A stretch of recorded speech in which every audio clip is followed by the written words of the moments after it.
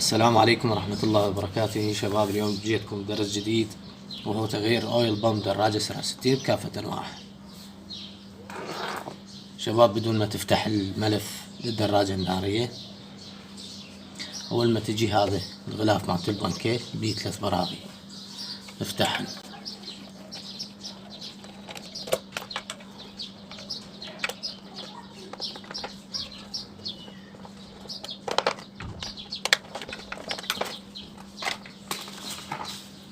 بعدين نفتح هذا القبض. إذا تشوفوا هذا القبض، خلي أوريكم إياه منه.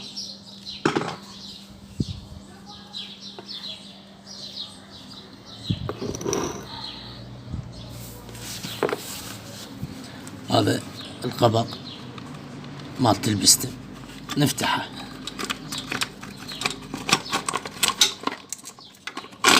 طلع برا.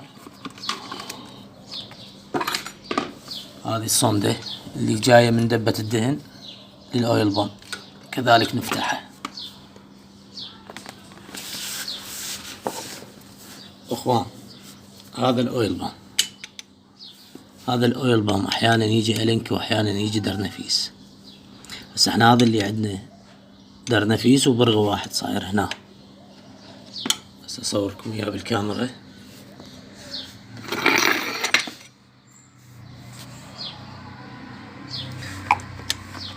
اخوان، هذا البرغ مالت الأويل بامب.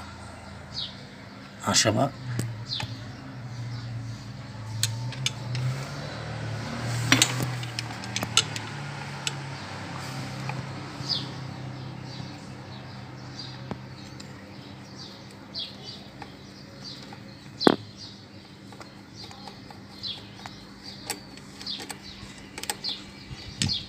نفتحها وراح يطلع عندنا الأويل بامب كله.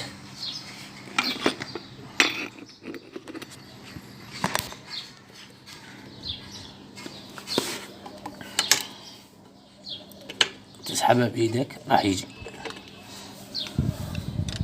تأكد من البرغ مفتوح. هذا الأويل بامب. أصدقائي، هسه جبنا هذا الجديد. هذا تشتريه من محلات التفسيخ، تقريبا سعره 5000 دينار.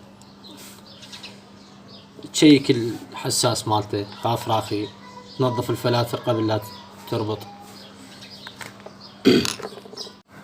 هاي الصوندة ضعيفة اللي رايحة للكابريتر.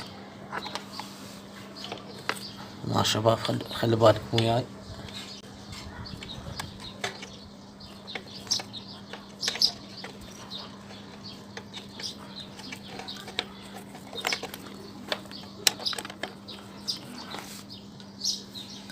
نطرق عليه. قاعد عندنا الاويل بامب. نجيب هذا برغي،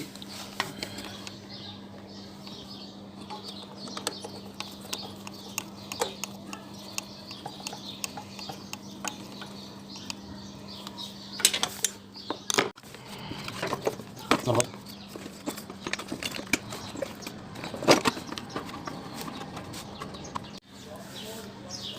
هذه الصندة اللي جاية من دبة الدهن، هاي هنا بيها سكة تصير. هاي مكانها. كمل عندنا الاويل بامب شباب.